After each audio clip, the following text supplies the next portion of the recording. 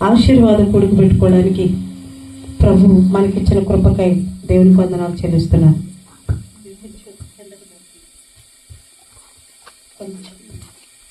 అధ్యాయము 20 నుండి 23 వచనాల వరకు చదువుకున్నాం. ఈ విషయం ఇందులో నుండి కొన్ని విషయాలు మీతో పంచుకోవాలని నేను ఇష్టపడుతున్నాను. యోధాపత్రిక 1వ అధ్యాయము 20 నుండి 23 వచనం వరకు చదువుకుందాం. తీసిన వారు ఎవరైనా ఉన్నట్లయితే చదువుదామండి. యోధాపత్రిక 1వ అధ్యాయము 20 నుంచి 23 వచనాల వరకు చదువుకుందాం. మీరు విశ్వసించు అతి పరిశుద్ధమైన దాని మీద మిమ్ముని మీరు కట్టుకొనొచ్చు, పరిశుద్ధాత్మలో ప్రార్థన చేయొచ్చు, నిత్య జీవార్థమైన ప్రభువైన యేసుక్రీస్తు కనికరము కొరకు కనిపెట్టుచు దేవుని ప్రేమలో నిలిచినట్లు కాచుకుని ఉండి, సందేహపడు వారి మీద కనికరము చూపుడి. క్రీస్తునందు దేవులారా, మనం చదువుకున్నాం యోధాపత్రికను. యోధాపత్రిక బైబిల్లో కొత్త నిబంధనలో 26వ పుస్తకం. కొత్త నిబంధనలో దీంట్లో 25 వచనాలు ఉన్నాయి. ఇది రచించినటువంటిది ఎవరంటే ఇస్కరియోతు యోధా కాదు. యేసు ప్రభు శరీరధారిగా ఈ లోకములో ఉన్నప్పుడు దేవుడు అతనికి కొంతమంది సహోదరుని అనుగ్రహించాడు. ఆ సహోదరులు ఒక సహోదరుడైన యోధా, యేసు ప్రభు సహోదరుడితను. ఇతను క్రీస్తు శకం 65వ సంవత్సరం నుండి 70వ సంవత్సరం వరకు, 70వ సంవత్సరంలో ఈ మధ్య కాలంలో ఈ పత్రికను రాశాడు. ఈ పత్రికలు 25 వచనాలు ఉన్నాయి, కానీ చాలా విలువైనటువంటి మాటలు ఇందులో కనిపిస్తున్నాయి. ఆయన ఈ అధ్యాయంలో చెప్పినటువంటి మాటలు ఏంటంటే 4 విషయాల్ని జ్ఞాపకం చేస్తూ ఆయన చెప్పుకుంటూ వచ్చాడు. దీన్ని మొట్టమొదటిగా ఆయన చెప్పిన మాట ఏంటంటే ఇజ్రాయేల్ ప్రజలు కృతజ్ఞత లేనివారు అని. ఇజ్రాయేల్ ప్రజల గురించి ప్రస్తావించాడు. ఏమని ప్రస్తావించాడు అంటే, ఆయన ఐగుప్తులో ఉన్నప్పుడు, ఐగుప్తు దేశంలో ఉన్నప్పుడు 430 సంవత్సరాలు వారి జీవితము ఐగుప్తులో గడిపినప్పుడు ఫరో చేతి కింద వారు వెట్టి చాకర్లు చేస్తూ వారు భయంకరమైనటువంటి శ్రమను అనుభవించారు.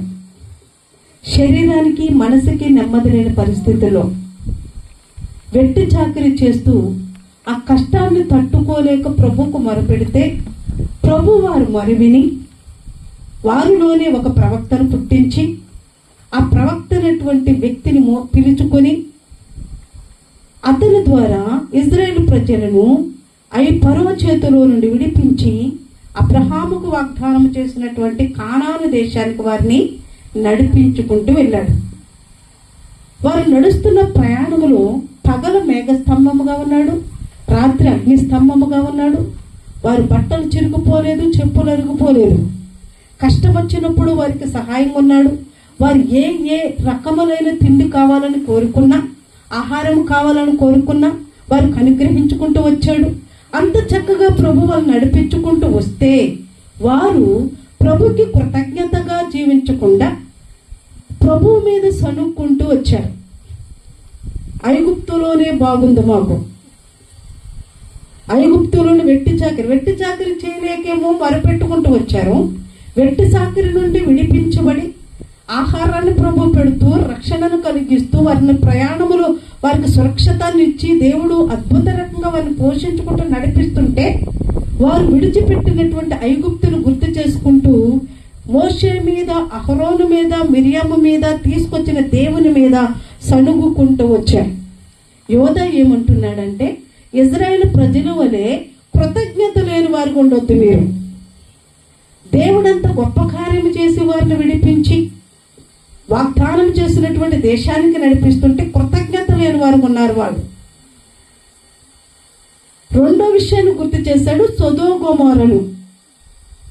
ఈ సొదొమ గొమొర్రా గురించి కూడా మనం తెలుసుకోవాలి. ఎందుకు సొదొమ గొమొర్రాను ఆయన ప్రస్తావించాడు ఈ అధ్యాయంలో అంటే, సొదొమ ప్రజలను కూడా మనం జ్ఞాపకం చేసుకుంటే, అబ్రహాము సహోదరుడు ఉన్నటువంటి లోతు దేవుడు పిలుచుకున్నప్పుడు వారిద్దరూ అనేక ప్రాంతాలు తిరుగుకుంటూ వచ్చారు. సొదొమ గొమొర్రాకి దూరంగా ఉన్న ప్రదేశానికి వచ్చిన తర్వాత 2 ప్రాంతాలు వాళ్ళకి కనిపించినాయి.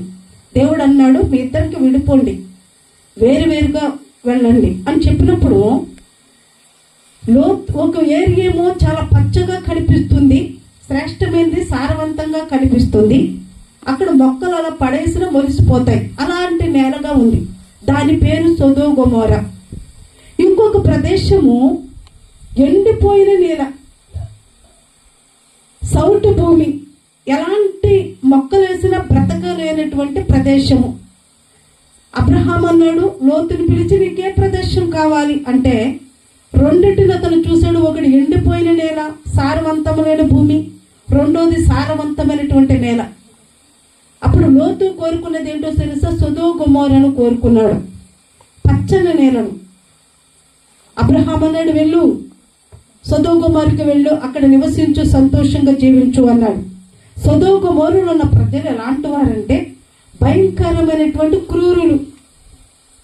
వారికి లేని అలవాటు అంటే ఏమీ లేదు. చిన్న బిడ్డలు మొదలుకుని వృద్ధాప్యం వరకు ఉన్న ప్రతి ఒక్కరూ కూడా పాపములో కొట్టిబిట్టాడుతున్నటువంటి వారు. అందుకని దేవుడికి ఆ పట్టణం మీద కోపం వచ్చినప్పుడు అబ్రహాముతో చెప్పాడు, ఇదిగో ఈ పట్టణాన్ని నేను కాల్చివేస్తాను అని. కాల్చివేస్తానని చెప్పినప్పుడు అబ్రహాం అంటున్నాడు, ఆ పట్టణం కోసం నేను ప్రార్థన చేస్తానయ్యా, నువ్వు ఆ పట్టణాన్ని రక్షించగలవా అంటే ప్రభువు చెప్పుకుంటూ వచ్చాడు, రక్షిస్తాను అని. కానీ సమయం వచ్చింది, రక్షించవలసినటువంటి పట్టణము దేవుని కోపాగ్నికి రగిలి అగ్ని గంధకాలతో ఆ పట్టణం అంతా కాలిపోయింది. కారణం, దేవుడు వారిని హెచ్చరిస్తున్నా వారు లోబడకుండా ఉన్న కారణాన్ని బట్టి, విధేయత చూపకుండా ఉన్న కారణాన్ని బట్టి, మాట వినకుండా ఉన్న కారణాన్ని బట్టి ఆ పట్టణం మీదకి శాపం వచ్చింది, దేవుని అగ్ని వచ్చి కాలిపోయింది. ఇక్కడ యోధ ఏమంటున్నాడంటే, సొదొమ గొమొర్రా లాగా మీరు ఉండొద్దు. దేవుడు మీకు అవకాశం ఇచ్చినప్పుడు, సమయం ఇచ్చినప్పుడు ప్రార్థన చేసుకోండి. మనం అనేకసార్లు పొరపాటు చేస్తాం, పొరపాటులోనే అలాగే మునిగిపోయి ఉంటే ఎప్పటికీ కూడా మనం ఆశీర్వాదాన్ని చూడలేం. ఆ పొరపాటు నుండి బయటకు వచ్చి మనం సరి చేసుకుని ముందుకెళ్తున్నప్పుడు దేవుడు మన జీవితాన్ని ఆశీర్వాదకరంగా మారుస్తాడు. సొదొమ గొమొర్రా ప్రజలకు దేవుడు అవకాశాన్ని ఇచ్చాడు, వారు దాన్ని వినియోగపరచుకోలేని కారణాన్ని బట్టి అగ్ని గంధకాలు వారి మీద కురిసి వారు కాలిపోయి చనిపోవడం జరిగింది. ప్రభు వీరిద్దరిని ప్రస్తావిస్తూ ఇంకొక వ్యక్తులను కూడా గుర్తు చేస్తున్నాడు. ఎవరికి తెలుసా? పరలోకము నుండి భూమి మీదకు పడిపోయిన దేవదూతల గురించి. దేవదూతలు లూసిఫర్ మాట విని దేవునికి వ్యతిరేకంగా నిలబడి ఆ పరలోకము నుండి భూమి మీదకి, చీకటిలోనికి, అంధకారంలోనికి ప్రభు చేత నెట్టివేయబడిన తరువాత వారు మనసు మార్చుకుని మరలా వస్తారేమో అని ప్రభు అనుకున్నాడు. మనసు మార్చుకుంటావు, మనసు మార్చుకుని మరలా వస్తారు అనుకున్నారు. కానీ మనసు మార్చుకోలేదు. భూమి మీద తిరుగుతూ దేవుని సృష్టినంతా పాడు చేస్తూ తిరుగుతూ ఉండగా ప్రభు వారిని చీకటి అంధకారములో వారి కొరకు అగ్నిని నరకాగ్నిని వారి కోసము ప్రభు తయారు చేయబడింది. వారంటున్న పడిపోయిన దేవదూతలకుండే కఠినమైన శిక్ష నరకాగ్ని. చీకటి బలాములో వారిని బంధించి పడతాను అని ప్రభు చెప్తున్నాడు. ఇక్కడ యోధ ఏమంటున్నాడంటే, పడిపోయిన దూతలాగా మీరు ఉండొద్దు. ఒకవేళ పరిస్థితుల ప్రభావము పడిపోయారా, పాపములోనో, మాటల్లోనో, శాపంలో, దీంట్లోనో పడిపోయారా, విశ్వాసములోంచి దిగజారి పడిపోయారా, అయితే పడిపోయిన స్థలములో ఉండొద్దు, తిరిగి మరలా లేవాలి. ఈ ముగ్గురిని ప్రస్తావించిన తర్వాత విశ్వాసులైనటువంటి వారికి, రక్షింపబడినటువంటి మనకు ఎలా ఉండాలి అన్నది చక్కటి మాటలు ఇందాక మనం చదువుకున్నాం కదా. విశ్వాసులుగా ఉన్నటువంటి మనల్ని, రక్షింపబడినటువంటి నీవు ఎలా ఉండాలి అన్న దానికి కింద వచనాలు మనకి చక్కగా వివరించాడు. 3 విషయాలు చెప్పాడు కదండి. ఒకటి, ఇశ్రాయేలు ప్రజల్లాగా ఉండొద్దు, సొదొమ గొమొర్రా లాగా ఉండొద్దు, పడిపోయిన దేవదూతల్లాగా ఉండొద్దు, కానీ విశ్వాసగా పిలువబడుతూ రక్షణలోకి వచ్చిన నీవు ఎలా ఉండాలి అన్న దానికి చక్కటి మాటలు మనకు తెలియజేశాడు. వాటిని మనం ఈ దినము ధ్యానించబోతున్నాం. మనం చదువుకున్నటువంటి మాటలోనే ఇక్కడ రాయబడినటువంటి మాటలు ఆయన చెప్తున్నటువంటి విషయం ఏంటంటే, మీరు పరిశుద్ధమైన దాని మీద కట్టుకోవాలి. 4 విషయాలు మీతో నేను ఈ దినం పంచుకుంటాను. 4 విషయాలు, 4 మాటలు చాలా జాగ్రత్తగా మనం విందాం. దేవుడు మనల్ని ప్రేమించి ఇంకొకసారి వాక్యమనే దినాన్ని మనకు అనుగ్రహించాడు. దేవుడు ఇచ్చినటువంటి ఈ సమయాన్ని జాగ్రత్తగా వాక్యాన్ని ఆశీర్వదింపబడాలని నేను ప్రేమపూర్వకంగా మీకు తెలియజేస్తూ ఉన్నాను. 4 విషయాలు. మొట్టమొదటిగా యోధా గ్రంథం 1వ అధ్యాయం 20వ వచనాన్ని చదువుకుందాం. యోధా పత్రిక 1వ అధ్యాయము 20వ వచనం. మీరు విశ్వసించు అతి పరిశుద్ధమైన దాని మీద మిమ్మును మీరు కట్టుకొనిచ్చు. చాలండి. ఈరోజు మొదటి మాట ఏంటంటే, మిమ్మల్ని మీరు మిమ్మును కట్టుకొనుచు. వాక్యం ఏమని చెప్తుందంటే, దేవుడు మిమ్మల్ని కడతాడు అని చెప్పట్లేదు. దేవుడు కట్టగలడు. ఎబ్రీ పత్రికలో 3వ అధ్యాయంలో ఆయన చెప్తున్న మాట ఏంటంటే, ప్రతి ఇల్లు కట్టింది దేవుడే. కానీ ఇక్కడ యోధా పత్రికకారుడు ఏమని చెప్తున్నాడంటే, మిమ్మల్ని మీరు కట్టుకోండి. ఎవరిని కట్టుకోవాలి? మనల్ని మనం కట్టుకోవాలి. చాలా మంది పెద్దవారు చిన్నపిల్లలు అనేటువంటి వారికి ఏమని చెప్తారంటే, నడుం కట్టుకుని బ్రతకమ్మ అంటే దాని అర్థం ఏంటి? నడాన్ని గట్టిగా తాడుతో కట్టుకోమని కాదు. సందర్భాన్ని బట్టి నీ ఆశలు చంపుకోవాలి.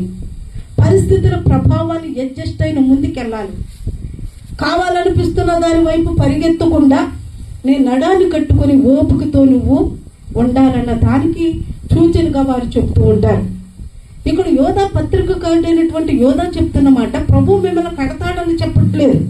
ఏమని చెప్తున్నారంటే, మిమ్మల్ని మీరు కట్టుకోవాలి. మీరు కట్టుకోవాలి. మిమ్మల్ని దేని చేత కట్టుకోవాలి? కట్టబడాలి అని వాక్యం చెప్తుంది కదా. ఆయన చెప్తున్నాడు, కట్టబడాలి. మిమ్మల్ని మీరు కట్టుకోండి. ఒక్కొక్కసారి ఇతరులను కట్టడానికి, ఇతరులను సరి చేయడానికి, ఇతరులను విమర్శించడానికి ఇలాంటి వాడుకుంటూ ఉంటాం. కానీ వాక్యం ఏమని చెప్తుందంటే, మనల్ని కట్టుకోవాలి. నేను ఎలా ఉన్నాను? వాక్యము అద్దము లాంటిది. మనం చక్కగా రెడీ అయిపోయి అద్దం ముందుకు వెళ్ళి నిలబడినప్పుడు చూసుకుంటూ ఉంటాం కదండి. 10 మంది అద్దం ముందు కూర్చొని చక్కగా తలదూకుంటూ ఉంటారు. నేను అద్దం ముందు నిలబడితే ఆఖరికి పాపిడి కూడా తీసుకొని ఇటు తీస్తూ ఉంటాను. మనం చక్కగా రెడీ అయిపోయి అద్దం ముందుకు వెళ్తాం. అద్దం ముందుకు వెళ్ళడానికి కారణం ఏంటి? నేను రెడీ అయిన దాంట్లో ఏమన్నా లోపం ఉందా అని చూసుకోవడానికి అద్దం ముందుకు వెళ్తూ ఉంటాం. ఎప్పుడైతే అద్దం ముందుకు వెళ్ళామో, మనం రెడీ అయిన దాంట్లో ఏదైనా లోపం ఉంటే ఖచ్చితంగా అద్దం మనకి చూపిస్తూ ఉంటుంది. యాకోబు పత్రికకారుడు అంటున్నాడు, వాక్యము అద్దం లాంటిది. ఎవరి లోపాలో మనకి చూపించదు, మన లోపాలను మనకు చూపిస్తూ ఉంటుంది. ఆ లోపాలు చూపించినప్పుడు వాటిని సరి చేసుకుని ముందుకు వెళ్ళిపోవాలన్నదే ప్రభు వాక్యం మనకు చెప్తుంది. అయితే ఇక్కడ ఈయన కట్టుకోమంటున్నాడు. దేని చేత కట్టుకోమంటున్నాడు అంటే, ఒక ఇల్లును కడుతున్నప్పుడు మన చర్చి ప్రార్థన మందిరం కట్టబడుతుంది, చర్చి కట్టబడుతుంది. ఎలా కట్టబడుతుంది? గోడలు ఎలా వెళ్ళని అంటే, రాయి మీద రాయి ఒక్కొక్కటి పేర్చుకుంటూ ముందుకు వెళ్ళింది. అలాగే ప్రార్థన ద్వారా మనం కట్టబడాలి. విశ్వాసము ద్వారా మనం కట్టబడాలి. నమ్మకముతో కట్టబడాలి.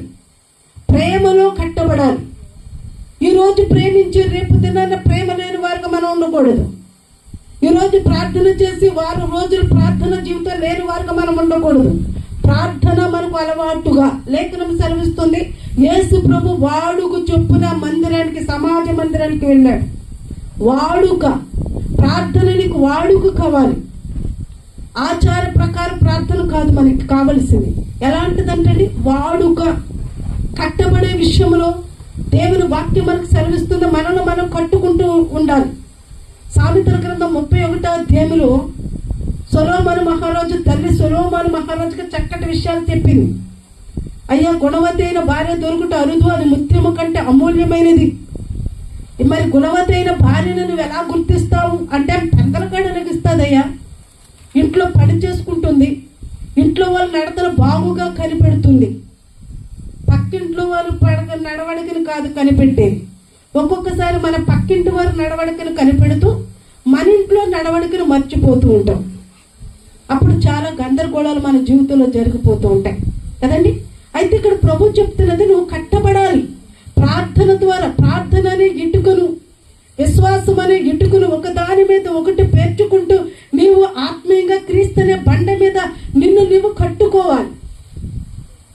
ఎప్పుడైతే మనం కట్టుకోవాలి ప్రభు అంటున్నాడు, ఇలా చదువు చెప్పాను కదండి, ఏప్రిల్కి రాసిన పత్రిక 3వ అధ్యాయంలో 3వ వచనంలో అంటున్నాడు, ప్రతి ఇల్లు ఒక అతని చేత కట్టబడుతుంది, సమస్తము కట్టువాడు దేవుడే. కట్టాలని, నిన్ను నువ్వు కట్టుకోవాలని ప్రేరేపణ నీకుండి వాక్యము చేత నువ్వు ముందుకు వెళుతుంటే నీ ఆశ దేవుడు ఎరిగి నీ ఆత్మీయ జీవితాన్ని కడుతూ ఉంటాడు. ఎందుకు ప్రభు మనల్ని కట్టుకోమంటున్నాడంటే 1 కొరింథీయులకు రాసిన పత్రిక 3వ అధ్యాయం 16వ వచనంలో రాయబడింది, చదవక్కర్లేదు. ప్రభు అంటున్నాడు, ఇదిగో నీ హృదయము నా మందిరము, నేను నీ హృదయం అనే ఆలయములో ఉండాలనుకుంటున్నాను. నువ్వు ఎలా కట్టుకోవాలంటే ప్రార్థన ద్వారా నీ హృదయాన్ని కట్టుకుంటే, పరిశుద్ధంగా నీ హృదయాన్ని కట్టుకుంటే, పరిశుద్ధమైన దానిగా నువ్వు కట్టబడితే ప్రభు అంటాడు, నీ హృదయం అనే ఆలయంలో నేనుంటాను. నువ్వు ఎక్కడ కట్టబడాలని వాక్యం చెప్తుంది? అతి పరిశుద్ధమైన దాని మీద. దేని మీద కట్టుకోవాలంటే మనం అతి పరిశుద్ధ స్థలము అని ఎక్కడ మనం వాడబడింది అంటే ప్రత్యక్షపు గుడారము గురించి రాయబడిన మాట. ఆవరణము, పరిశుద్ధ స్థలము, అతి పరిశుద్ధ స్థలము. ఆవరణములో విశ్వాసులుంటే, పరిశుద్ధ స్థలములోనేమో యాజకులుంటే, అతి పరిశుద్ధ స్థలములో ప్రధాన యాజకులు ఉంటారు. అతి పరిశుద్ధ స్థలములు ఏముంటాయి అంటే దీపం ఉంటుంది, బల్ల ఉంటుంది, బల్ల మీద రొట్టెలు ఉంటాయి. అతి పరిశుద్ధ స్థలములు వాక్యము నిర్గమాకాండములో రాయబడిన మాట, అతి పరిశుద్ధ స్థలములో ఉన్న దీపము బుడ్డిలో ఎప్పుడు దీపం పోసి వెలిగిస్తూ, దీపము ఆరిపోకుండా నూనె పోసి వెలిగించాలి. అంటే నువ్వు కట్టబడుతున్నటువంటి నీవు ఒకప్పుడు విశ్వాసములో గొప్పవాడుగా చల్లారిపోయి మళ్ళీ ఆరిపోయిన వాడు ఉండకూడదు. ఎప్పుడు వెలుగుతూ ప్రకాశిస్తున్న వాడుగా కట్టుకోవాలి. నేను ప్రభు మనల్ని కోరుకుంటుంది, ఎప్పుడు ప్రార్థననే దాని ద్వారా నువ్వు కట్టబడాలి, ఎప్పుడు ప్రకాశిస్తున్న వ్యక్తిలాగా నువ్వు ఉండాలి. రెండవది బల్ల, సహవాసము, సహవాసంలో నువ్వు ఉండాలి. రొట్టె యేసు శరీరానికి సాదృశ్యము, ప్రభు శరీరముతో నీకు సంబంధము, ఆయనకి నీకు అనుబంధమైనటువంటి సంబంధాన్ని కలిగి ఉండాలి. ఈ అతి పరిశుద్ధ స్థలానికి, పరిశుద్ధ స్థలానికి మధ్యలో ఒక తెర ఉంటుంది. ఎప్పుడైనా విన్నారు ఇది? ఎప్పుడైనా విన్నారా? పరిశుద్ధ స్థలానికి, అతి పరిశుద్ధ స్థలానికి ఒక తెర ఉంటుంది.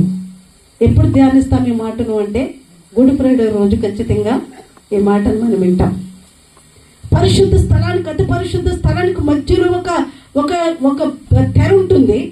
ఆ తెర 30 అడుగులు ఎత్తు, 60 అడుగులు ఎత్తు, 30 అడుగులు ఎడల్పు ఉంటుంది. 6 ఇంచుల మందముతో ఉంటుంది. 6 ఇంచుల మందముతో ఉంటుంది. ఇటు చూడండి, 40 మంది ప్రవక్తలు దాన్ని తయారు చేశారు. అలాంటి ఆ అతి పరిశుద్ధ స్థలానికి, పరిశుద్ధ స్థలానికి మధ్యలో ఉన్నటువంటి ఆ తెర యేసు ప్రభు చనిపోయినప్పుడు 2గా చిరిగిపోయింది. ఎలా చిరిగిపోయిందండి? అప్పటి వరకు పరిశుద్ధ స్థలములో ఉన్న వ్యక్తులు అతి పరిశుద్ధ స్థలములో రావడానికి అవకాశము లేదు. ఒకరు అతి పరిశుద్ధ స్థలములో ఎవరున్నారో తెలుసా? దేవుని సన్నిధి ఉంది.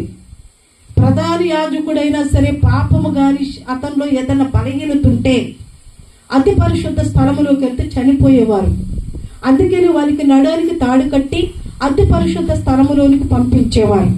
అతి పరిశుద్ధ స్థలములోకి అడుగు పెట్టినప్పుడు అతనిలో ఏదైనా లోపం ఉంటే, చనిపోతే ఎవరన్నా తీసుకురాకుండా తాడుతో బయటికి లాగేవారు. ప్రధాన యాజకుడికి నడానికి తాడుంది అంటే అతి పరిశుద్ధ స్థలము ఎంత పరిశుద్ధమైనదో ఈ మాటను బట్టి మనకు అర్థమవుతుంది. ఇప్పుడు యేసు ప్రభు చనిపోయినప్పుడు తెర 2గా చిరిగిపోయింది. ఇప్పుడు పరిశుద్ధ స్థలములో ఉన్న వ్యక్తి అతి పరిశుద్ధ స్థలములోనికి రావడానికి ప్రభు ద్వారాన్ని మనకి తెరిచాడు. అందుకే ఇప్పుడు మనం అందరం అతి పరిశుద్ధ స్థలములోనికి రాగలుగుతున్నాం. ప్రభు మరణం పరిశుద్ధ స్థలం ఆవరణములోంచి నిన్ను పరిశుద్ధ స్థలానికి నడిపించి, పరిశుద్ధ స్థలములో నుండి ఆయన మరణము నిన్ను అతి పరిశుద్ధ స్థలం వైపు తీసుకెళ్ళింది. అతి పరిశుద్ధ స్థలమే పరలోక పట్టణముగా మనము ఈ వాక్యంలో నేను మీకు తెలియజేస్తున్నాను. ప్రభు అంటే నేను పరిశుద్ధుడు కాబట్టి నీవు కూడా పరిశుద్ధంగా ఉండాలి. 1 పేతురు రాసిన పత్రిక 1వ అధ్యాయంలో 14 వచనములు అనుకుంటే ఈ మాట కనిపిస్తుంది. నేను పరిశుద్ధుడు కాబట్టి మీరు కూడా పరిశుద్ధులుగా ఉండాలి. అందుకే వాక్యం యోధా పత్రిక కార్డు అంటున్నాడు, ఇదిగో అతి పరిశుద్ధమైన దాని మీద నువ్వు కట్టబడాలి. అతి పరిశుద్ధమైన దాని మీద నిన్ను నువ్వు కట్టుకోవాలి. అతి పరిశుద్ధమైన దాన్ని నువ్వు కట్టబడి, ఆ కట్టబడిన దాంట్లో ప్రభువు ఆలయములాగా ఆయన నీ హృదయంలో ఉండాలని ఇష్టపడుతున్నాడు. నీ హృదయంలో ప్రభు ఉండాలని ఇష్టపడుతున్నాడు. ప్రభు నేను ఎందుకు కలుగజేశాడు? చక్కగా ఇల్లు కట్టుకుని పొలాలు పండించుకొని తిని తాగు సుఖించు అని కాదండి. ప్రభు నామను గణపరచడానికి, ప్రభుతో సహవాసములను ఉండడానికి, ప్రభుని నువ్వు కొనియాడడానికి, ప్రభు ప్రేమను నువ్వు పొందుకోవడానికి ప్రభు నిన్ను కలుగజేస్తే ప్రభు ప్రేమ నుండి మనం దూరం అయిపోయి మన పనుల్లో బిజీ అయిపోతూ ఉన్నాం. అయితే రాత్రి ప్రభు మనకు తెలియజేస్తున్నమాట, అతి పరిశుద్ధమైన దాని మీద నువ్వు కట్టబడాలి. రెండో విషయాన్ని మనం జ్ఞాపకం చేసుకుందాం. రెండో విషయము, పరిశుద్ధాత్మలో ప్రార్థన చేయాలి. రెండో విషయం ఏంటండి? పరిశుద్ధాత్మలో. మొట్టమొదటిది అతి పరిశుద్ధమైన దాని మీద నువ్వు కట్టబడాలి. రెండోది ఏంటంటే పరిశుద్ధాత్మలో నువ్వు ప్రార్థన చేయాలి. దేంట్లో ప్రార్థన చేయాలి? ఒక్కోసారి మనకు ప్రార్థన అంటే నిద్ర వచ్చేస్తుంది. లేఖనం చెప్తుంది, గాఢ నిద్రాత్మను వదులుతాడంట సాతానుడు మన మీదకి. ఏమి నిద్రాత్మనండి? గాఢ నిద్రాత్మను. వాడు మనకు కనిపించడు, మన ప్రక్కనే ఉంటాడు. మన ఆలోచనలు ఎక్కడికో తీసుకెళ్ళిపోయి నిద్రలోనికి మనం తీసుకెళ్ళిపోతాడు, వాక్యాన్ని విననివ్వకుండా. అందుకని ఇంటికాడ మనం సిద్ధపడి రావాలి. ప్రభా, నీ వాక్యాన్ని జాగ్రత్తగా నన్ను, నా కుటుంబాన్ని, నా పిల్లల్ని నేను నీలో కట్టబడే అనుభవంలోకి నన్ను నడిపించు ప్రభువా. ఇందాక కొటేషన్ చదివాను నేను. చాలా మంది తల్లిదండ్రులు ఏమంటున్నారంటే, పిల్లలు చెడిపోతున్నారండి, కాలం మారిపోయింది, పిల్లలు చెడిపోతున్నారు అని చెబుతూ ఉన్నారు. కానీ పిల్లలు చెడిపోతున్నారు అని చెప్పే మాట కంటే వారికంటే ముందు తల్లిదండ్రులు చెడిపోయారు, పెద్దవారు చెడిపోయారు. వారు చెడిపోయిన కారణాన్ని బట్టి పిల్లల్ని సరైనటువంటి మార్గంలో నడిపించలేకపోతున్నారు అని. ఏదైనా మన పిల్లలు నాకు చెడిపోయింది అమ్మని. ఎందుకు చెడిపోయారు అంటే మొట్టమొదటి తల్లిదండ్రులే చెడిపోయారు. అందుకని వారు క్రమాన్ని చూపించలేకపోయారు, సరైన మార్గము చూపించలేకపోయారు. తల్లిదండ్రులు ఎటైతే పిల్లలు ఇటు, తండ్రి ఎటైతే తల్లి ఇటు. ఈ కారణాన్ని బట్టి పిల్లలు చెడిపోయారు. కానీ ఏదైనా ప్రభు మనతో అంటున్నాడు, నువ్వు కట్టబడాలి.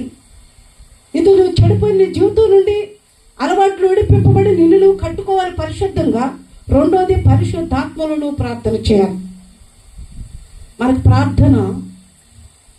ప్రార్థన అంటే ప్రభువుతో మనం మాట్లాడడం. ఈ మాట సహవాసాన్ని కలిగిస్తుంది, మనకి సహవాసాన్ని తెలియజేస్తుంది. మన సహవాసం ఎవరితో ఉంటుంది? మన సహవాసం ఎవరితో ఉంది? ప్రభుతో ఉందా? ప్రభు మనతో మాట్లాడడం అంటే వాక్యమును చదవడం, వాక్యములోంచి ప్రభు నీతో మాట్లాడతాడు. మరి ప్రభుతో నువ్వు మాట్లాడడం అంటే ప్రార్థన. మనం చాలా మంది ఉదయం లేసి మొదలుకొని నిద్రపోయేంత వరకు కూడా అనేక మందితో మనం మాట్లాడుకుంటూ వస్తాం, అనేక సందర్భాలు ప్రస్తావిస్తూ ఉంటాం. కానీ దేనివల్ల మనకు వచ్చే లాభం ఏమీ లేదు. కానీ ప్రభు దగ్గరికి వచ్చి నువ్వు మాట్లాడితే నీ హృదయంలో ఉన్న వేదన, దుఃఖము, చింత, నీ అవసరత ఏదైనా మోకరించి ప్రభు దగ్గర చెప్తే, ఒకసారి అప్లికేషన్ పెట్టి వదిలేస్తే ఖచ్చితంగా ప్రభు తగిన సమయంలో మన అప్లికేషన్కి రిప్లై ఇస్తూ ఉంటాడు. అందుకే ప్రభు అంటాడు, పరిశుద్ధాత్మలో ప్రార్థన చేయాలి. నువ్వు ప్రార్థనలో పరిశుద్ధాత్మ ప్రార్థన కూడా ఉంటుందా? ఉండదండి. ప్రార్థనలో రకాలు ఉన్నాయి తెలుసా? చాలా మంది ఒకటే ప్రార్థన, అన్నం తినేటప్పుడు అదే ప్రార్థన, నిద్రపోయేటప్పుడు అదే ప్రార్థన, ఊరు వెళ్ళేటప్పుడు కూడా అదే ప్రార్థన కదండి. దీన్ని ఏమంటారంటే గానుగు చుట్టూ ఎత్తి తిరిగి రీతిగా. గానుగు చుట్టూ ఎత్తి తిరుగుతుంది. ఇప్పుడు కాలంలో లేదు, మిషన్లు వచ్చినాయి. పెద్దల కాలంలో గానుగు ఉండేది, దాంట్లో విత్తనాలు అంటే గింజలేసి ఎత్తుకి అది కట్టి కాడి పెట్టి తిప్పుతూ ఉండేవారు. గానుగు చుట్టూ తిరుగుతుంటే ఆ నూనె బయటకు వస్తూ ఉండేది. ఇప్పుడు మన ప్రార్థన రొటేషన్ ప్రార్థనగా మారిపోయింది. పెదవుల ద్వారా ప్రార్థన అయిపోయింది. అంతరంగంలోంచి ప్రార్థన లేదు. అంతరంగంలో లేని ప్రార్థనను బట్టి వాక్యం ఇక్కడ ఏమని చెప్తుందంటే, పరిశుద్ధాత్మలో ప్రార్థన చేయాలి. నీవు పరిశుద్ధాత్మ నడిపింపులోకి రావాలి. నీవు పరిశుద్ధాత్మ నీకు ఏం చేస్తాడు అంటే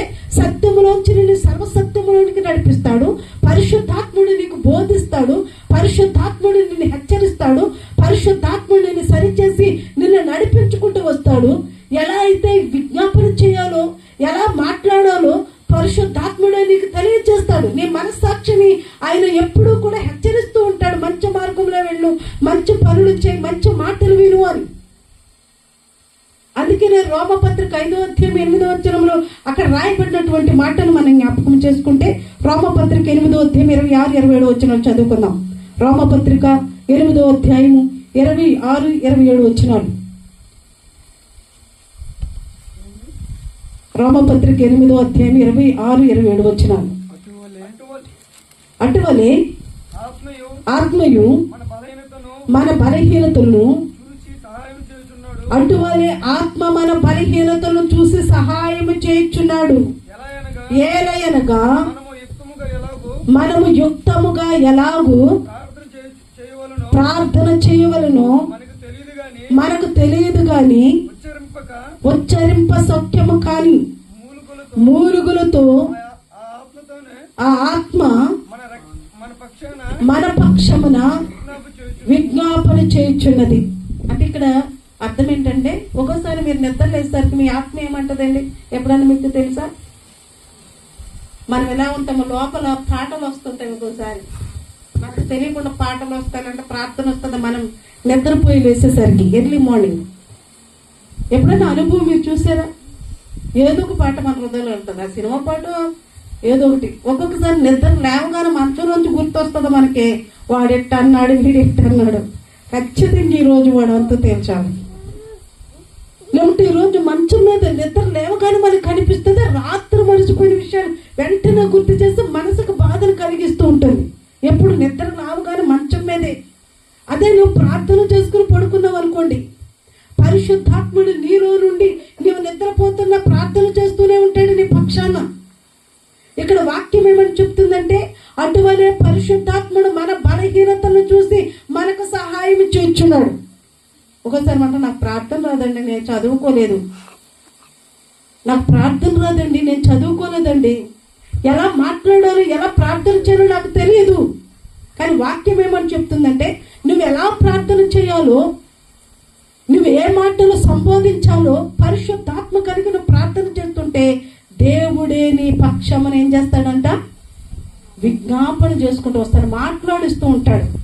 యేసుప్రభు శిష్యులు విద్యలేని పామరులు.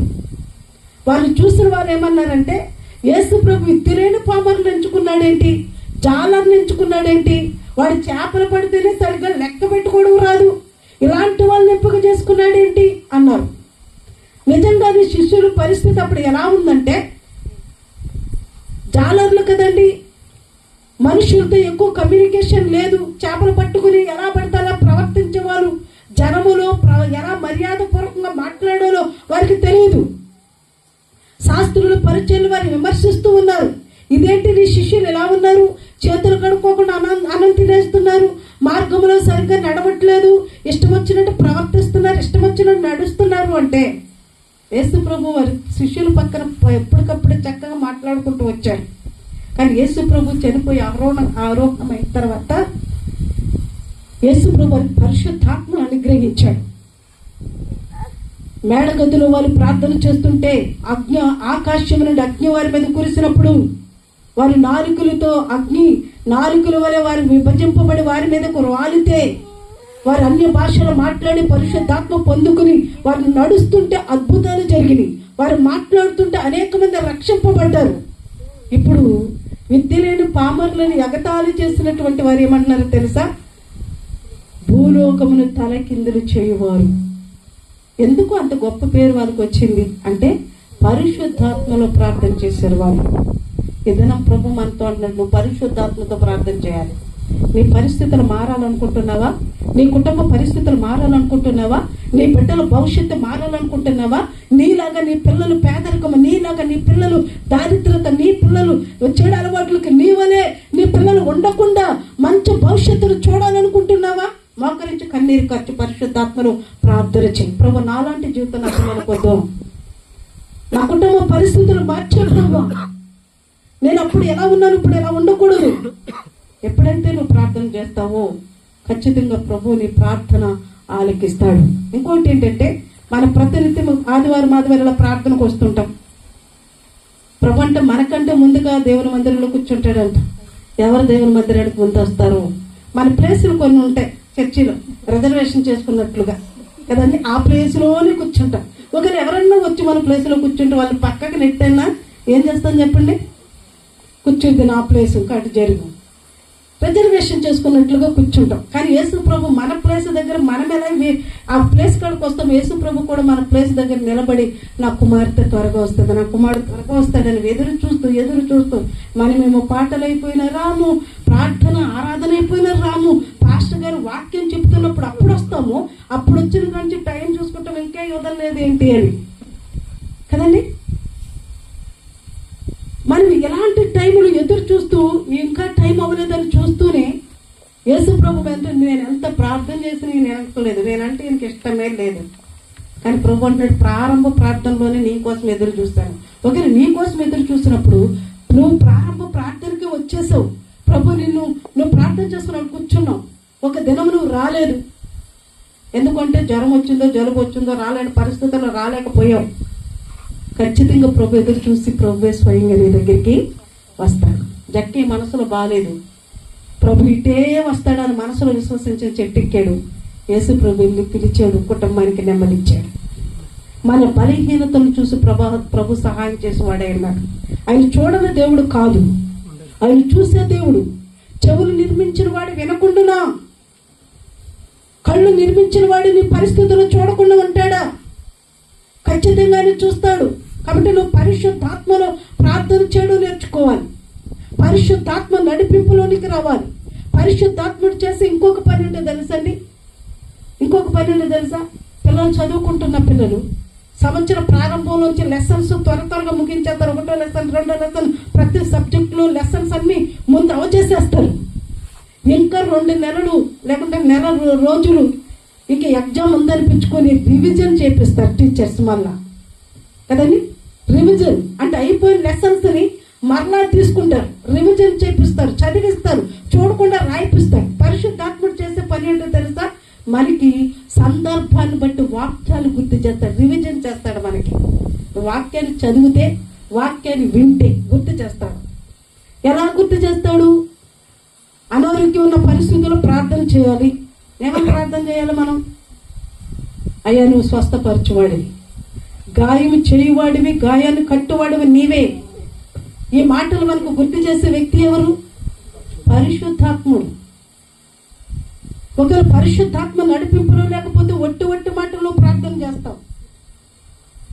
కొంతమంది చూడండి, చచ్చిపోయిన కాడ పరిశుద్ధ పరిశుద్ధ పరిశుద్ధ అని పాడతారు.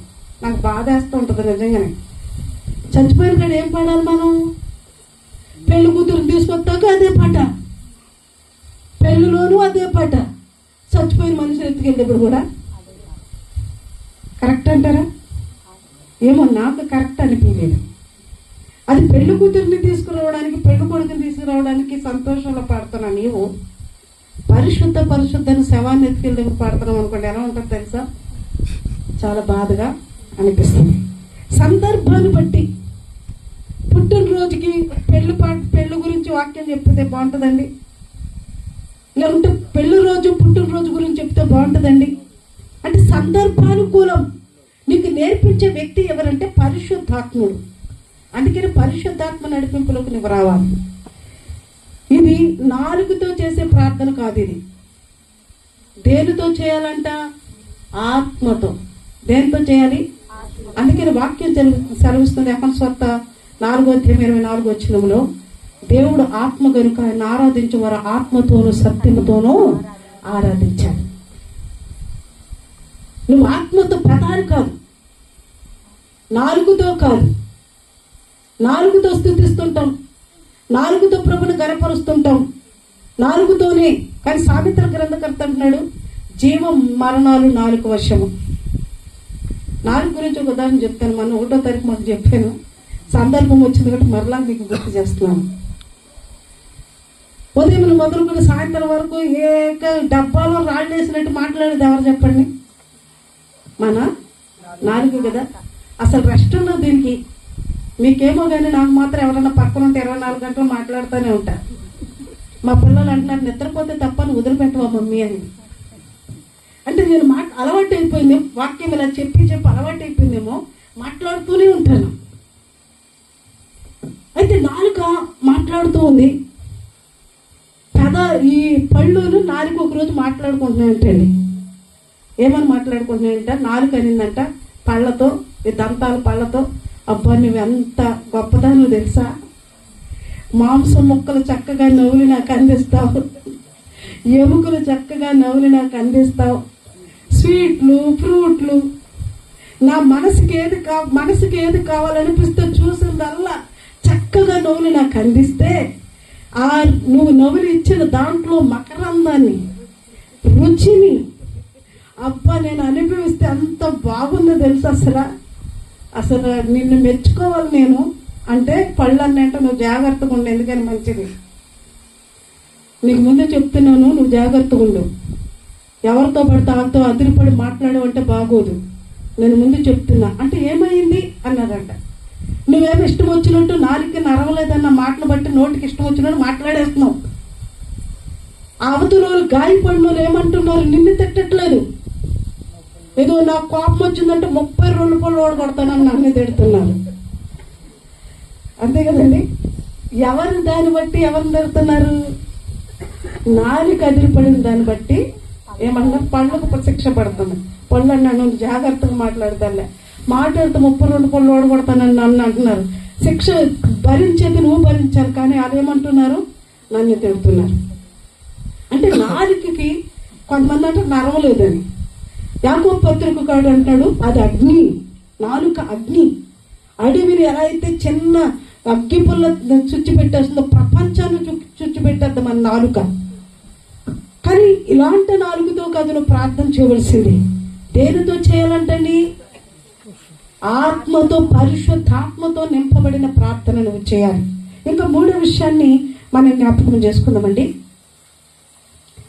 దేవుని ప్రేమలో నిలిచి ఉండాలి. అదే అధ్యాయంలో మనం చదువుకున్నాం. ఎవరి ప్రేమలో నిలిచి ఉండాలి? దేవుని ప్రేమ. నిలిచి ఉండడం అంటే, నిలిచి ఉండడము అంటే దాని అర్థం ఏంటి? స్థిరముగా ఉండాలి. ఎలా ఉండాలండి? స్థిరము. మనకి స్థిరం ఉండదు, ఒక్కొక్కసారి ఉంటుందా? ఇప్పుడు ఒక్కోసేపు నిర్ణయం తీసుకుంటే కాసేపటిగా మారిపోతుంది మన నిర్ణయాలు. ప్రేమ కూడా అంతే. ఒకప్పుడు ఈ వ్యక్తిని బాగా ప్రేమిస్తాం, మన మాట వింటున్నాడు, నాకు అది చేస్తున్నాడు అని ఒక వ్యక్తిని ప్రేమిస్తాం. కొన్ని రోజుల తర్వాత పార్టీ మార్చేసి వేరే వాళ్ళు ప్రేమిస్తాం. అంటే మన ప్రతి ప్రేమకు ఒక ఎండింగ్ పాయింట్ ఉంటుంది. ప్రతి ప్రేమకు, అది భార్యాభర్తల ప్రేమ కానీ, తల్లిదండ్రుల ప్రేమ కానీ, స్నేహితుల ప్రేమ కానీ, శారీరక సంబంధమైన ప్రతి ప్రేమకు ఒక ఎండింగ్ పాయింట్ అంటూ ఉంది. ఈ ఎండింగ్ పాయింట్ ఉన్న దాన్ని బట్టి మనుషులు స్థిరత్వం ఉండదు. మరి చూడండి, కొంతమంది ప్రేమించి అమ్మాయిని అబ్బాయి ప్రేమిస్తే దక్కలేదనో ఆమెను ఏదో ఒకటి పెట్రోల్ వేసేస్తున్నాడు, లేకపోతే మొఖాన్ని కాల్ చేస్తున్నాడు, లేకపోతే పొడి చేస్తున్నాడు, చంపేస్తున్నాడు. ఇప్పుడు రివర్స్ అయిపోయింది అనుకోండి, మనమేం బాధపడదు. అమ్మాయిలు కూడా ఇదే పని చేస్తున్నారు, మేము కూడా ఏమి తగ్గేదేలే, మేము కూడా చేయవలసింది చేస్తామని అమ్మాయిలు అబ్బాయిని చంపే స్థితికి వచ్చేసింది.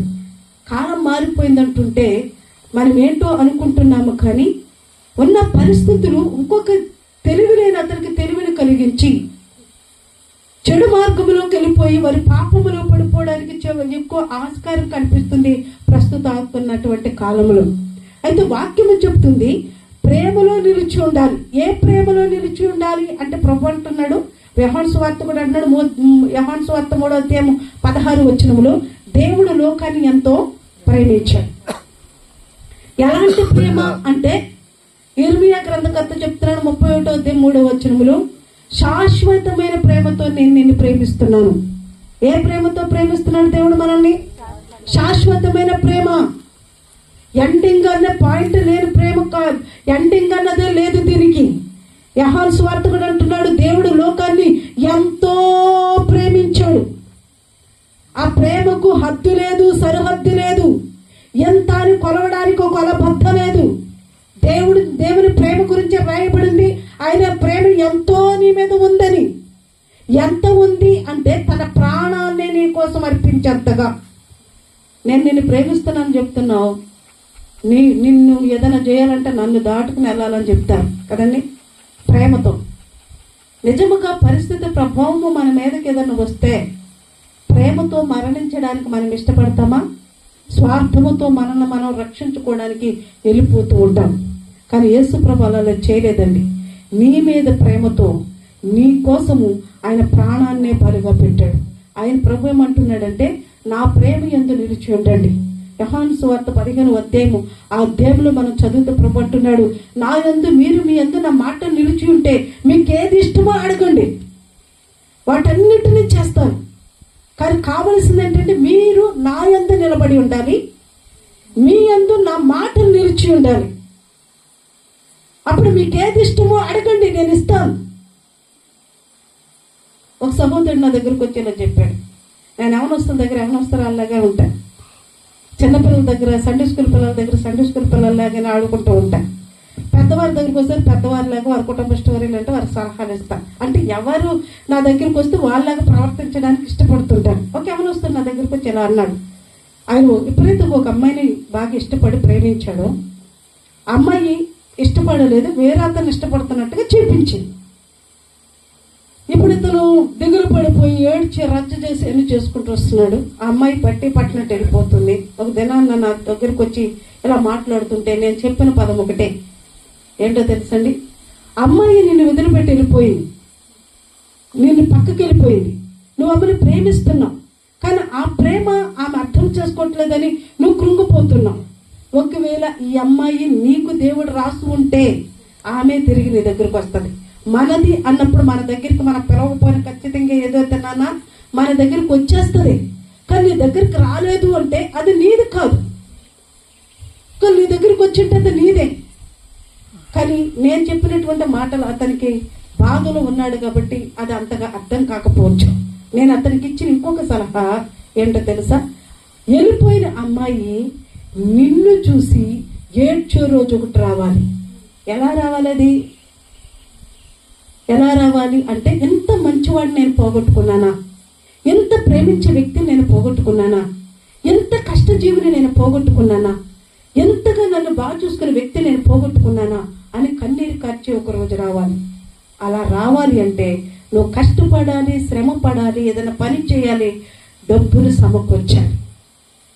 అప్పుడు నీ ఎదుగుదలను చూసి పరిగెత్తుకుంటూ ఆమె వచ్చేటట్లుగా ఉండాలి.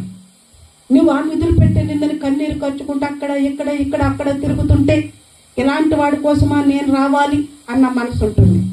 ఎప్పుడైతే మాట చెప్పానో, ఆ బాబు జాబ్ చేస్తున్నాడు, ఏదో పని చేసుకుంటూ వస్తున్నాడు, బండికి వెళ్తూ ఉంటాడు. ఇప్పుడు ఇష్టపడిన అమ్మాయి పరిగెత్తుకుంటూ అతని దగ్గరికి వచ్చింది. ఇప్పుడు అతనితో కలిసి మాట్లాడుతుంది, సంతోషంగా ఉన్నారు. నేను ఎందుకు ఈ మాట చెప్తున్నాను అంటే, ప్రతి మనిషి ప్రేమలో ఎండింగ్ పాయింట్ ఉంటుంది. నువ్వు ఏ స్థితిలో ఉన్నా నిన్ను ప్రేమించే వ్యక్తి ఒకే ఒక వ్యక్తి ఉన్నాడు, ఆయనే ప్రభు అయిన యేసుక్రీస్తు. మనుషుల్ని ధనాన్ని చూసి, నీ బలాన్ని చూసి, నీ చదువును చూసి, నీ అందము చూసి నిన్ను ప్రేమించవచ్చు. కానీ యేసు ప్రభు మాత్రం నువ్వు ఎలాంటి పరిస్థితుల్లో ఉన్నా నిన్ను ప్రేమించేవాడు. ఒకటి కొరింథీయులకు రాసిన పత్రిక 13వ అధ్యాయంలో రాయబడింది, ఎన్ని మాటలను చెప్పి ప్రేమ లేని వాడినైతే నేను వ్యర్థులను అంటూ 13వ వచనంలో ఆయన చెప్తున్నటువంటి మాట, విశ్వాసము, నిరీక్షణ, ప్రేమ, ఈ మూడిట్లో నిలిచేది ఏంటంటే ప్రేమయే. ప్రధాన పాత్ర, ప్రధాన కేంద్రం ఏంటంటే ప్రేమ. ప్రేమ అన్నది మనలో ఉందని అనుకో, మనం ప్రేమించిన వ్యక్తి తప్పు చేస్తే క్షమిస్తాం. ప్రేమ అన్నది మనలో ఉంటే, మనం ప్రేమించిన వ్యక్తి తప్పిపోతే తిరిగి తీసుకొస్తాం. ప్రేమ అన్నది మనలో ఉంటే ఎలాంటి పరిస్థితుల్లో ఉన్న వ్యక్తినైనా జాలి పడతాం, కష్టపడి పని చేస్తాం. ఇలాంటివి ప్రేమలో దాచబడినటువంటి విషయాలు. అందుకే ప్రభు అన్నాడు, ప్రేమలో నిలిచి ఉండాలి. మీరు ఎందులో నిలిచి ఉండాలి? కొంతమందిలో కఠినత్వం ఉంటుంది, కానీ మనలో ఏముండాలి? ఏముండాలండి? ప్రేమ. ఏముండాలి మనలో? ప్రేమ. ప్రేమ జాలి చూపిస్తుంది, క్షమిస్తుంది, సహాయపడుతుంది, దోషాలను కప్పుతుంది, దయ చూపిస్తుంది. ఎదురు చూస్తుంది. ప్రేమ కలిగి మనం జీవించాలన్నదే ప్రభు యొక్క ఉద్దేశం. ఆఖరికి ఇంకొక విషయాన్ని మీకు గుర్తు చేస్తాను. చాలా మంది నిద్రలోకి వెళ్ళిపోతున్నారు. అగ్నిలో లాగినట్లుగా లాగాలంటాడు. మనం ఎవరిని ఎలా లాగాలంట? అగ్నిలో ఎవరు లాగాలి? ఈ మాట ఎందుకు చెప్పబడింది? అగ్నిలో లాగడం. ప్రభు ఈ విశ్వాసులకు ఆయన చెప్తున్నాడు, అగ్నిలో లాగినట్లుగా లాక్కురావాలి మీరు. అంటే ఒక వ్యక్తి ఇల్లు కాలిపోతూ ఉంది, అందులో కొంతమంది వ్యక్తులు ఉన్నారు. ఆ వ్యక్తుల్ని మనకు కనిపించినప్పుడు మనం చేసే పని ఏంటి? ఖచ్చితంగా ఇంట్లోకి వెళ్ళి వాళ్ళు కాలిపోకుండా చనిపోకుండా మనము కాపాడాలి. ఇక్కడ వాక్యం ఏమని చెప్తుందంటే, అగ్నిలో లాగినట్లుగా మీరు లాగాలి. ఎలా అయితే ఒక వ్యక్తిని రక్షిస్తూ ఆ అగ్నిలో మండిపోయి కాలిపోకుండా చనిపోకుండా ఎలా అయితే కాపాడుతున్నావో, పాపం అనే అగ్నిలో మనుషులు ఉన్నారు, వారిని నువ్వేం చేయాలి? మంచి మార్గంలోనికి లాక్కరావాలి. ఎక్కడికి లాక్కరావాలండి? మనం మంచి మార్గంలోనికి లాక్కరావాలి. దేవుని వాక్యంలో రాయబడిన మత్తయి సువార్త 25వ అధ్యాయం 41వ వాక్యంలో వచనములో రాయబడినటువంటి మాట ఏంటంటే, యేసు ప్రభు కుడివైపున వ్యక్తి కొంతమంది, ఎడం వైపున కొంతమంది ఉన్నారు. కుడివైపునున్న మనుషులను చూసి ఏమంటున్నాడంటే, నా తండ్రి చేత ఆశీర్వాదింపబడిన వారులారా అన్నాడు. ఎడం వైపునున్న వారిని చూసి ఏమంటున్నాడంటే, నా తండ్రి చేత శపింపబడిన వారులారా అన్నాడు. ఆశీర్వాదింపబడిన వారికి చెప్పిన మాట ఏంటంటే, నేను వస్త్రహీనుడుగా ఉన్నాను, వస్త్రాలు ఇచ్చారు, ఆహారాన్ని పెట్టారు, చూడవచ్చారు. అంటే ఎప్పుడు చేశాం ప్రభు అంటే, ఇదిగో అల్పులైన వారికి చేశారు కాబట్టి నాకు చేసినట్లే, కాబట్టి మీ కొరకు సిద్ధపరిచిన పరలోక రాజ్యానికి వెళ్ళండి అన్నాడు. మరి ఎడం వైపున ఉన్నటువంటి వారిని చూసి ఏమంటున్నాడంటే, నా తండ్రి చేత శపింపబడిన వారులారా. ఎందుకు శపింపబడ్డారు వీళ్ళు అంటే, నేను వస్త్రహీనుడిగా కనిపించాను, మీరు నాకు వస్త్రాలు ఇవ్వలేదు. ఆహారం లేకుండా కనిపించాను, ఆకలితో మీరు నాకు అన్నం పెట్టలేదు. సరసాల్లో ఉన్నాను, మీరు చూడరాలేదు. రోగి ఉన్నాను, పరామర్శించలేదు. అంటే వాళ్ళు అన్నారు, నువ్వెప్పుడు ఉన్నావయ్యా? ఎప్పుడు సరసాల్లో ఉన్నావు? ఎప్పుడు రోగి ఉన్నావు? ఎప్పుడు వస్త్రహీనుడుగా ఉన్నావు? అంటే ప్రభు అన్నాడు, ఇదిగో అల్పులైన వారు ఇలా చాలా మంది ఉన్నారు, వాళ్ళకి మీరు చేయలేదు కాబట్టి నాకు కూడా చేయలేదు. ఇదిగో దేవదూతలకి సిద్ధపరిచినటువంటి నరకాగ్ని, అందులో మీరు కూడా వెళ్ళిపోండి అన్నాడు. 41వ వచనంలో చదివితే మాట కనిపిస్తుంది. దేవదూతలకు, పడిపోయిన దేవదూతలకు, యోధ పత్రికలో ఇందాక చెప్పాం కదా, అక్కడ రాయబడింది 40 దేవదూతలు, పడిపోయిన దేవదూతల గురించి ప్రస్తావించాడు. ఇక్కడ వాక్యంలో కూడా మనం గుర్తు చేసుకుంటున్నాం. ప్రభు అంటాడు, ఇదిగో అపవాదికి ఆయన అనుచరులకు సిద్ధపరిచిన నిత్యాగ్నిలోనికి వెళ్ళండి మీరు. ఎవరు శపింపబడే వారిని, అల్పులైన వారికి సహాయం చేయని వారిని, ప్రేమ లేని వారిని, వారిని కట్టుకోలేని వారిని, పరిశుద్ధాత్మతో ప్రార్థన చేయలేని వారిని గురించి ప్రభు చెప్తున్న మాట. ఎక్కడికి వెళ్ళిపోవాలి? నిత్య అగ్నిలోనికి వెళ్ళిపోండి. కానీ ఇక్కడ వాక్యం ఏమైందంటే, ఆ నిత్య అగ్నిలోనికి వెళ్ళిపోతున్న, పాప అగ్నిలోనికి వెళ్ళిపోతున్న వారిని మీరు ఏం చేయాలి? నిజమైన ఆత్మ భారం కలిగిన విశ్వాస అయితే ఏం చేస్తాడో తెలుసా? అయ్యో నా సహోదరి, నా సహోదరుడు పాపములో పడిపోయాడు, ఖచ్చితంగా వీడిని రక్షించాలి. అయ్యో నా కుటుంబ సభ్యులకు ప్రార్థన లేదు, నేను పరలోకం వెళ్తాను, నరకం వెళ్ళిపోతారు, వారి కోసం ప్రార్థన చేయాలి. నిజమైన విశ్వాసకు ఉండే పౌరుషం ఇది. ఆ భారం ఉండేది నిజమైన విశ్వాసకు ఉంటుంది. ప్రభు ఇప్పుడు మనతో చెప్తున్నాడు, మిమ్మల్ని మీరు కట్టుకోండి, పరిశుద్ధాత్మలో ప్రార్థన చేయండి, ప్రేమలో నిలిచి ఉండండి.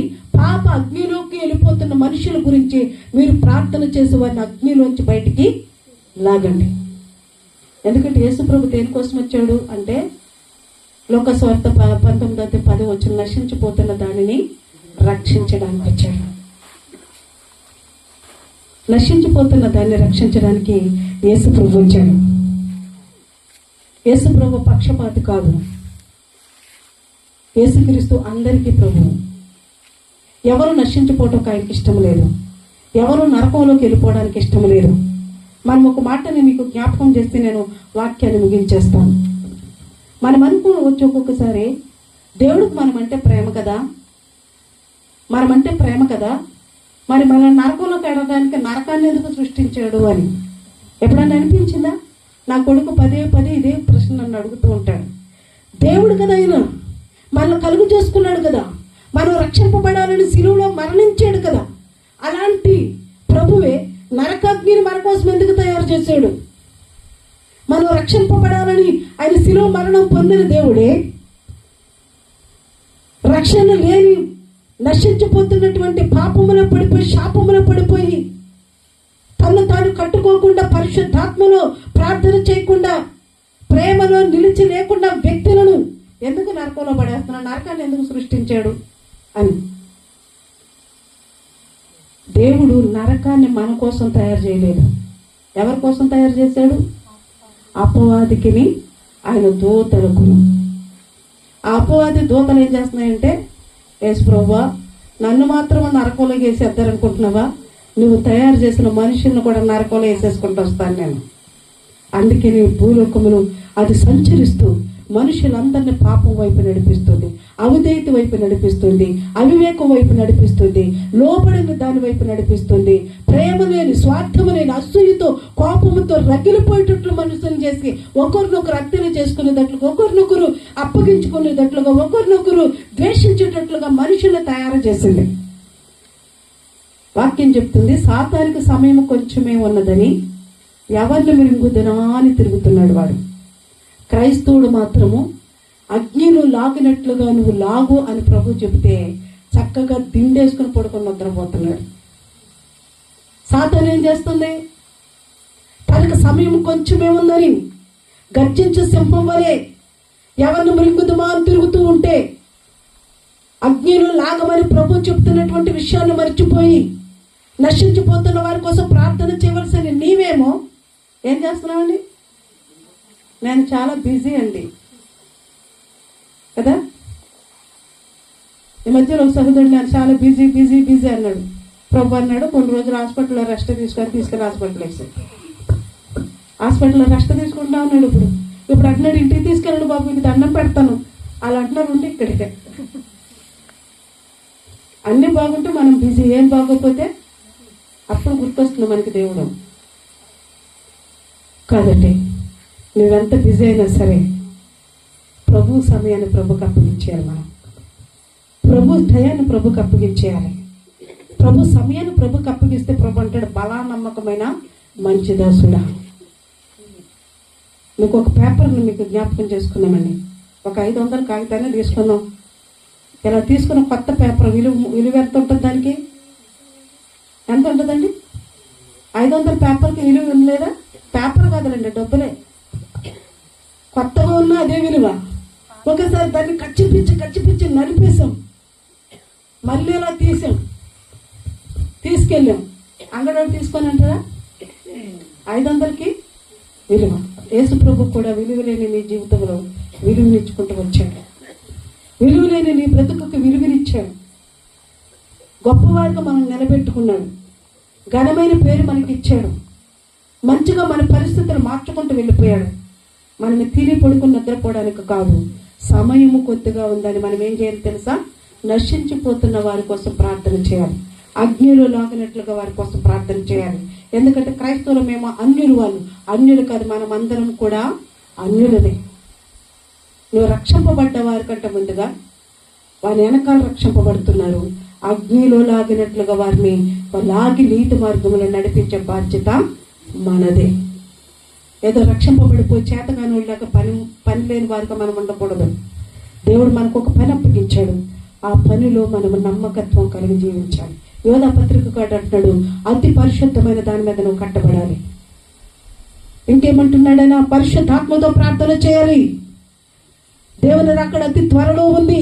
పరిశుద్ధిని తీసుకెళ్లిపోయే ప్రభు మేఘాల మీద వచ్చే సమయం ఆసన్నమైంది. పరిశుద్ధాత్మతో నువ్వు ప్రార్థన చేస్తే మేఘాల మీద పరలోక రాజ్యం వెళ్తావు. లేకుంటే విడవబడిన బుద్ధి లేని కన్యకలు వాళ్ళు ఎక్కడ ఉంటావు?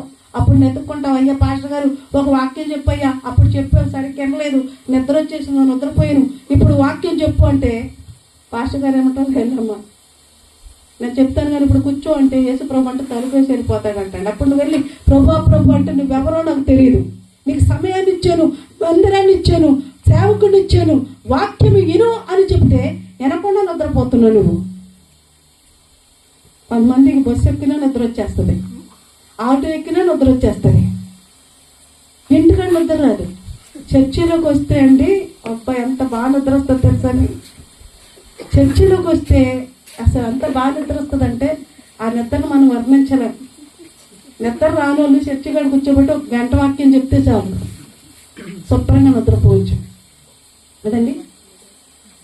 సమయం వచ్చినప్పుడే రేషన్ కార్డుకి వెళ్ళామనుకోండి, గవర్నమెంట్ వాళ్ళు ఈరోజు మీకు 20 కేజీల బియ్యము 1000 రూపాయలు కారు ఇస్తున్నారు అన్నారు. మన ఆధార్ కార్డు ఎత్తుకెళ్ళాం, రేషన్ కార్డు ఎత్తుకెళ్ళాం.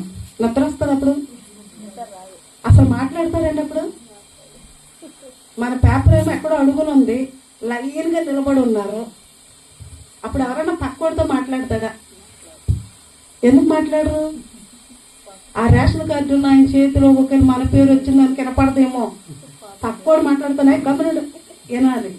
ఆయన చిన్నగానే పరుగుతాడు, ఆయన వినిపించేస్తుంది మనకి, పరిగెత్తుకుని వెళ్ళిపోతాం. ఎందుకంటే 20 కేజీల రేషన్ బియ్యం కోసం 1000 రూపాయల కోసం. కానీ దేవుడు నీకు అందించే వాక్యము 1 కోటి రూపాయల మూట. అది నీ బ్రతుకుని మార్చేది, నిన్ను కట్టేది, నీ పరిస్థితులు మార్చేది, నీ జీవితాన్ని మార్చేది. ఎంత గట్టిగా నువ్వు ఎలా చెప్తున్నావు అంటే, నన్ను నేను చెప్పగలను దేవుని సన్నిధిలో. ఏమీ లేని పరిస్థితి నుండి ఈ స్థితి వరకు నన్ను తీసుకొచ్చాడు. తినడానికి తిండి లేని పరిస్థితికి ఇక్కడ తీసుకొచ్చాడు. కట్టుకోవడానికి బట్టలు లేని నన్ను కట్టుకోవడానికి మంచి బట్టలు ఇచ్చాడు. నా స్థితినే మార్చేస్తున్న దేవుడు. నేను ప్రకటించకుండా ఉండలేను. నీ స్థితిని కూడా మారుస్తాడు. ఇంకా నాలాంటి పరిస్థితి నీకు ఉండకపోవచ్చు, కానీ నీ పరిస్థితులు కూడా నిన్ను సతమతము చేస్తుండవచ్చు. ఆ సతమతము చేస్తున్న పరిస్థితుల నుండి నిన్ను ఆశీర్వాదకరంగా మారుస్తాడు. దేవుని కృప మనందరూ తోడేయండి. అటు దీవులతో మనం నింపురుగాక. ఆమేన్. అందరూ మోకరించినట్లయితే ప్రార్థన చేసుకుందాం.